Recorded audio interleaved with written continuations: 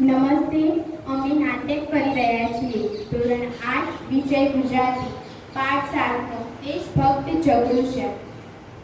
આખાય રાજ્યની આપત્તિમાં રાજા અને પ્રજાના સમૂહપૂર્વક અને ધીરજપૂર્વક ઉકેલ મેળવો તો સમસ્યા હલ થઈ જાય. તાનવીર ભામાશાની જેમ જ એક જગૃશ્ય પણ નગરશ્રેષ્ઠ તરીકે માનવંતી યાદી અભિયમ ધરાવે છે. આપ બળે એકઠી કરેલ કમાણી અને સંચિત કરેલા અનાજના કોઠારોને સંકટ સમયે પ્રજા માટે ખુલ્લા મૂકી દેનાર જગૃશ્યના દિલને ઉદારતાનો રસ પરિચય લેખક નાટક દ્વારા રજૂ કર્યો છે. તે અમે પણ નાટક દ્વારા રજૂ કરવા જઈ રહ્યા છીએ. સ્થળ પાટણ. પાટણના રાજા વિશળદેવનો દરબાર. વિશળદેવ દરબાર ભરીને બેઠા છે, પણ સૌના મોઢા પર ઉદાસી છે. આખાય રાજ્યમાં જાણે નિરાશાની ઘેરી છાયા ફરી વળી હોય તેવું લાગે છે. રાજાની સામે રાજ જોશી ટીપણ પોળું કરી બેઠા છે. તે જોશીજી, આ વર્ષે વરસાદ નથી શું? મહારાજ, મને થાય છે કે આ કાળવાણી ઉચ્ચારતા મારી જીભ કપાઈ કેમ નથી જતી? સમજી ગયો, હું સમજી ગયો. જોશીજી, હવે તમારે બોલવાની જરૂર નથી. એટલામાં બહારથી ઘણા લોકોનો પોકાર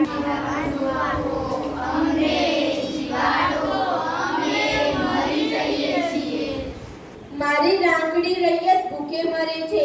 હવે તો એક જ આશા જગડુશાની રહી છે. તેમને તેડી લેવા કચ્છ પ્રધાનજી ગયા છે. આજકાલમાં આવી જવા જોઈએ. કચ્છના સાર સોદાગર જે જગૃશ્ય વધાર્યા છે, પ્રધાનજી પણ સાથે છે. એકદમ તેમને અંદર લઈ આવો. પણ પ્રધાનજીએ કહેવાડ્યું છે કે તે શેઠ જગૃશ્ય સોદાગર છે. તેમનો સત્કાર કરવા પોતે સમજુ. એમનો સત્કાર કરવા મારે જ જવું જોઈએ. પ્રધાનજીની વાત એકદમ સાચી છે. રાજા ગાદી પરથી ઊભા થઈ જાય છે. આખી પ્રજા ઊભી થઈ જાય છે. રાજા જગૃશ્યનો સત્કાર કરવા પ્રવેશ દ્વાર ભણી જાય છે. સામેથી જગૃશ્યને લઈ પ્રધાનજી આવે છે. રાજા જગૃશ્યને જોઈ ઝડપ કરે છે. જગૃશ્ય પણ ઝડપ કરે છે. બંને જણા એકબીજાને વહાલથી ભેટે છે. રાજા જગૃશ્યનો હાથ પકડી રાજગાદી તરફ દોરી જાય છે અને પોતાની જોડે જ રાજગાદી પર બેસાડે છે. રાજા અને જગૃશ્યને બેસે છે. પછી પ્રધાનજી અને આખી પ્રજા. મહારાજ, ઓચિંતાને કેમ યાદ કર્યો મને? સુખ દુઃખોની વાતો કરવા. શેઠજી, 3 વર્ષથી આ ગુજરાતમાં કર્મો દુકાળ પડે છે. એકલા ગુજરાતની કા વાત કરો છો? આખા હિન્દુસ્તાનમાં એવી દુકાળ છે. મેવાડ, મારવા, કાશી અને ઠેઠ કન્હાર લગી લોકો ભૂખે મરે છે. પાનખરમાં પાંદડા કરે તેમ ખરે છે. વખત એવો છે કે ફલફલાની લાજ જતી રહે. 7 કોટના દીકરાના મોંમાંથી બાપ પટકું રોટલો ખાઈ જાય. મુઠ્ઠી ધન સારું, મા બાપ તો છોકરાને વેચે છે. ખબર નથી શું થવા બેઠું છે. રામજી રાખશે તે રહેશે, પરંતુ આવે વખતે રૈયતને ટકાવી રાખવાનો રાજ્યનો જ ધર્મ છે. આપ સરખા પ્રજાવત્સલ રાજાના મોંમાં તો આવા જ શબ્દો શોભે. મને સાંભળીને ખૂબ જ આનંદ થયો છે. મારા સાંભળવામાં આવ્યું છે કે આપે આપના ધનના કોઠા અને ધાનના ભંડારો ગરીબો માટે ખુલ્લા મૂકી દીધા છે. મૂકી દીધા હતા, હવે તો ઈ ખાલી થઈ ગયા. મારા અન્નના ભંડાર અને ધનના કોઠારોય ખાલી થવા પડ્યા છે. ઓણ સાલ ધાર્યું હતું કે વરસાદ આવશે અને સૌ સારાવાના થશે, પરંતુ વરસાદ આવ્યો નહીં ને પૂરામાં તીડ પડ્યું. લોકો ત્રાહી પોકારે છે. એટલામાં બહારથી ઘણા લોકોનો પોકાર સંભળાય છે.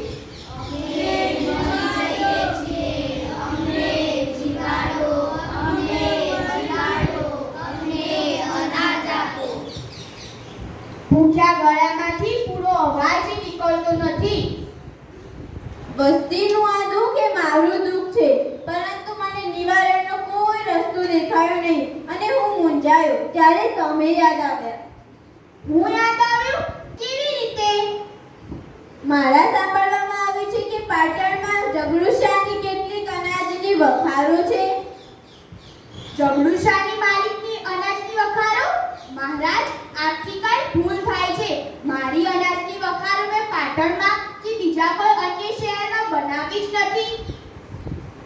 અમે સાંભળ્યું એનું શું? કંઈક સમજ બે થઈ હશે મહારાજ, કારણ કે મારી વખારો મારી ખરી અને એ અનાજ તમારી છે, પરંતુ એનો માલિક તમે નથી, એવું કહેવું છે તમારું? એ અનાજ મારું નથી એ વિશે કોઈ શંકા નથી.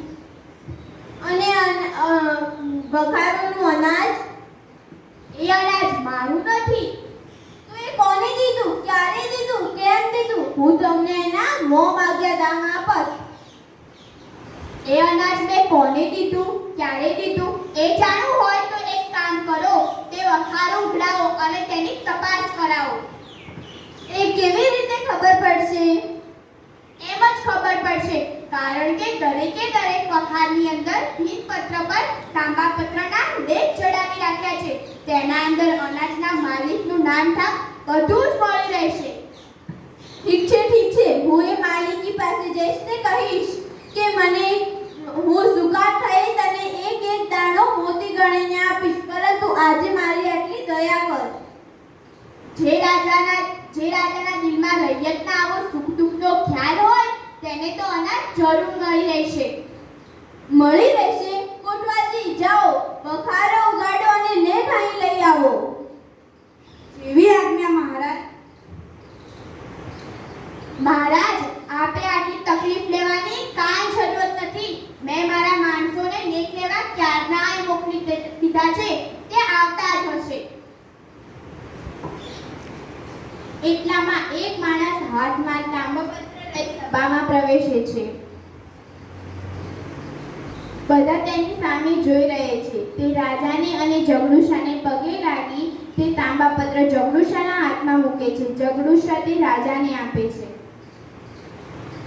આ જે લેખ છે, હા મહારાજ, પંડિતજી પાસે વંચાવો. લો પંડિતજી, આ લેખ વાંચો. પંડિતજી ઊભા થઈ આગળ વધે છે. ઉગાડા દીઠ ઉપકરણો માટે પંડિતજી આ પાઘડી શોભે છે. રાજાને પ્રણામ કરી તે તાંબાપત્ર લે છે.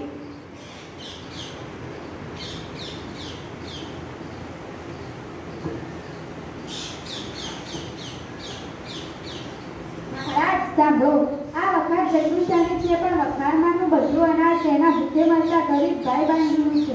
દેશની ભૂખે મરતી વસ્તી આ અનાજની માલિક છે. એના એક દાણા પર પણ જગદુશાનો હક નથી. આટલું સાંભળી આખી સભા સજ્જન થઈ જાય છે અને બધા ઘડીકમાં વાહ વાહ પોકારે છે. વાહ જગડુશા વાહ. તમે તો કહેતા હતા કે તમારે તો કોઈ અનાજની વખારો નથી. તો અનાજ એ તો ગરીબોનું છે. આ વખારમાંથી એકે અનાજ લેવાનો મને કોઈ હક નથી. એટલામાં બીજો માણસ તાંબાપત્ર લઈ સભામાં પ્રવેશે છે. તે પહેલા રાજાને અને જગડુશાને પગે લાગી તાંબાપત્ર જગડુશાના હાથમાં દે છે. જગડુશા તે રાજાને આપે છે. રાજા તે પંડિતને આપે છે.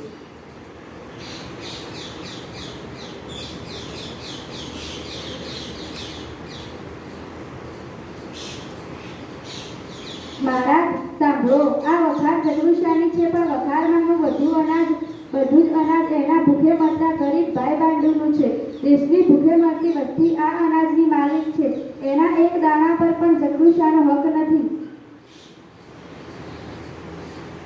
આટલું સાંભળી અને જગડુશા અને રાજા બંને ભેટી પડે છે અને બધી આખી સભા વાહ વાહ પોકારે છે.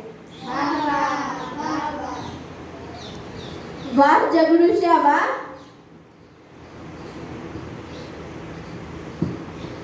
જગડુશા, આવી તમારી ગામમાં કેટલી વખારો હશે? 40 હશે મહારાજ. 40 વખારો? તો હું એ જીવી ગયો અને મારી પ્રજા એ જીવી ગઈ. જ્યાં લગી ગુજરાતમાં તમારા જેવા ઉદાર શ્રેષ્ઠીઓ હોય પ્રધાનજી, ત્યાં જ એવા રાજ્યની તો કોઈ આંચ આવવાની સંભાવના નથી. એટલામાં ત્રીજો માણસ તાંબાપત્ર લઈ સભામાં પ્રવેશે છે. તે રાજાને અને જગડુશાને પ્રણામ કરી તાંબાપત્ર જગડુશાના હાથમાં આપે છે. જગડુશા રાજાને આપે છે, રાજા તે પંડિતને આપે છે.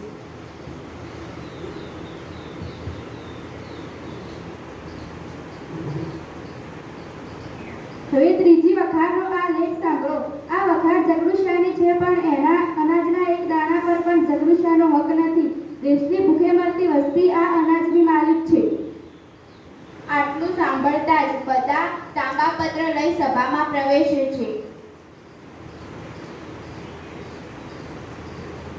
બધાને જોઈ સભા આનંદ અને આવેશમાં આવી જાય છે અને બધા જયનાથ પોકારે છે. ગુજરાતનો રાજા પ્રભુ જીવો, ગુજરાતમાં જાઓ. દેશભક્ત જગડુશા જે રીતે આખી દેશની પ્રજા માટે સારું ઈચ્છે છે, એવી રીતે આપણે પણ આપણી પ્રજા માટે સારા કાર્ય કરી અને આપણે પણ દેશભક્ત જગડુશા જેવું દેશભક્ત બનવું જોઈએ. અસ્તુ.